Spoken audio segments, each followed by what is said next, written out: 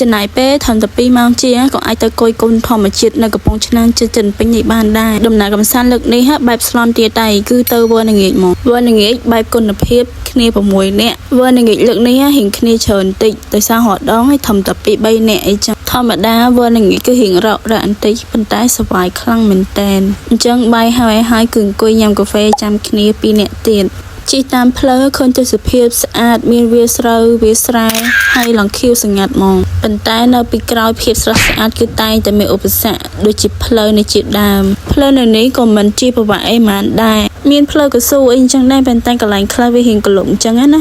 ចាមើលតែផ្លូវកន្លែងនេះទៅដឹងឯងអូជាតិខ្លាំងហ្មងនេះត្រឹមផ្លូវកស៊ូមកដំណាក់កាលណាចូលមកដល់ផ្លូវគ្រួក្រហមម្ដងផ្លូវនេះក៏មិនសូវអីជាប្រវត្តិអីណាដែរមានកន្លែងខ្លះក្លុកចឹងទៅកន្លែងខ្លះក៏ស្រួលចឹងទៅណាអូយធីម6នាក់នេះរញ៉េរញ៉ៃខ្លាំងទៅដល់កន្លែងណាគឺផ្អើលឯកន្លែងហ្នឹងហ្មងអូយនេះជាទេសភាពនៅតាមផ្លូវធ្វើមកសាច់ទេសភាពតាមផ្លូវណាទេសភាពស្អាតមែនតែននៅនេះហ่ะកំពង់ឆ្នាំងខ្ញុំមក2ដងហើយមកលើកណាក៏ខ្ញុំជាប់ចិត្តដែរទេសភាពស្អាតហ្មងហើយអ្នកសុកនៅនោះក៏សួរថា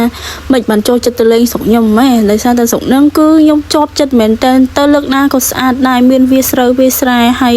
ទេសភាពជុំវិញគឺខៀវស្ងាត់មានភ្នំមានអីចឹងហ្មងហើយបើថាខ្ញុំវិញឲ្យតែបានឃើញទេសភាពអញ្ចឹងគឺស្វាយអហ្មងចូលចិត្តមែនតែននៅថាកន្លែងណាដែលមានភ្នំហើយទេសភាពខៀវស្ងាត់ចឹងអូយយាយមែនគឺចង់ទៅហ្មងចង់ទៅបែបដំណើរស្លន់ស្លោហ្មងស្លន់តែឯងទៅអត់កើតទេតោះហៅគេស្លន់ដែរនេះគ្រាន់តែជាទេសភាពនៅតាមផ្លូវណាទីទៀតទៅដល់កន្លែងមួយដែរចុះថតហ្នឹងគឺស្អាតជាងនឹងទៀតហើយបើថាកន្លែងហ្នឹងវិញវាស្អាតដោយសារតែមានភ្នំហើយមានទឹកអីនៅព័ទ្ធជុំវិញចឹងណាហើយមានពពកអីបាំងជាមួយនឹងភ្នំចឹងស្អាតមែនតែនហ្មងមកដល់កន្លែងហ្នឹងអត់ដែរចោលទេគឺចុះថតរហូតអញ្ចឹងបើយើងអត់មានពេលទេយើងចំណាយពេលថាមួយថ្ងៃវល់ងាកបានហៀងហត់បន្តិចមែនប៉ុន្តែ fresh ខ្លាំងហ្មងទៅនេះអត់ stress ទេដោយសារតែឃើញទេសភាពធម្មជាតិជាមួយនឹង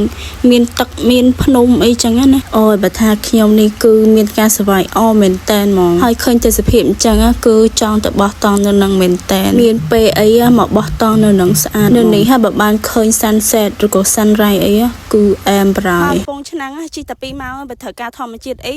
មកត្រឹមនេះមកស្អាតខ្លាំងហ្មងមកត្រឹមកំពង់ឆ្នាំងនេះមកហើយស្អាតហ្មងវើនឹងងាកបានអូយក៏នៅទេសភាពហ្នឹងគឺចង់ទៅទៀតហ្មងបន្ទាប់ពីយើងចុះថតនៅនេះហើយក៏យើងបន្តទៅមុខទៀតទៅលេងទឹកធ្លាក់ថ្មក្រាលហើយណាមួយទៅញ៉ាំបាយនៅនឹងដែរដោយសារតែបាយថ្ងៃគឺយើងញ៉ាំនៅទឹកធ្លាក់ថ្មក្រាលហើយនេះយើងក៏បានមកដល់ទឹកធ្លាក់ថ្មក្រាលហើយគាត់ទៅដើរផ្លូវចូលនេះឃើញគេលក់ម្ហូបឃើញអីហ្នឹងគឺឃ្លានភ្លាមហ្មងម្ហូបនៅហ្នឹងធូរថ្លៃទេញ៉ាំម្នាក់អត់តែ10000ជាអីហ្នឹងញ៉ាំឆ្អែតពេញពោះហ្មងនេះគ្នាខ្ញុំមកតែ6នាក់ឯងអញ្ចឹងខ្ញុំញ៉ាំប្រហែលជាអស់10000ជាងម្នាក់អីហ្នឹងឆ្អែតទេឃើញតែម្ហូបក៏ដឹងដែរមានមាន់ដុតមានអីយើងអាចកំងបានអញ្ចឹងណាហើយមាន់មួយ40000 50000អីហ្នឹងទេហើយយើងអាចធ្វើម្ហូបពីមុខអីបានអញ្ចឹងទៅហើយបន្ទាប់ពីកំងម្ហូបបាយហើយហ្នឹងគឺយើងទៅហៅកន្លែងអង្គុយម្ដងអង្គុយបានតែមួយផ្លែតហើយម្ហូបយើងក៏ឆ្អិនដែរមាន់មួយបានឆាមួយមុខនឹងដុតមួយមុខអញ្ចឹងចំណេញមែនតែនហើយយើងអេតអីថែមតិចតួចទៅគឺហួចមកពេលញ៉ាំបាយហើយយើងចេញដំណើរទៅ Mountain View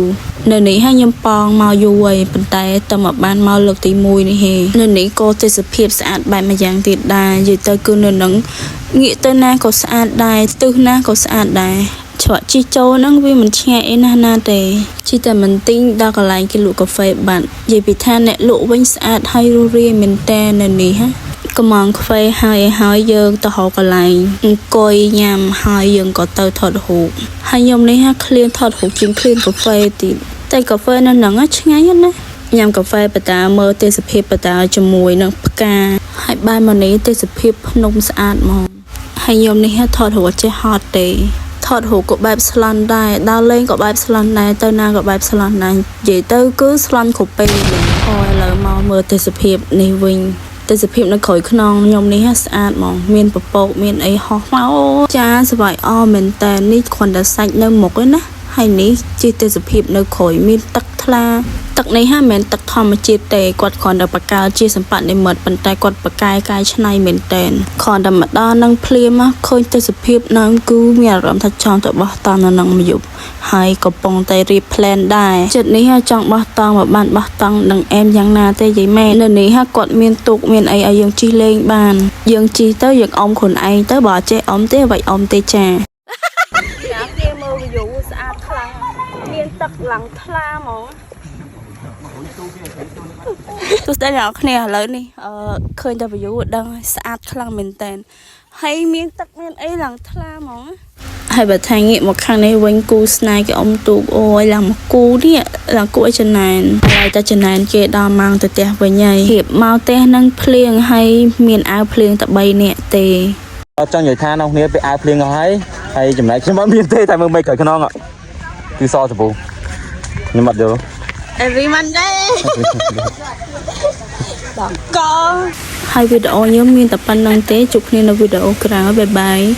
Live hot natural here ខ្លាំងណាស់នេះ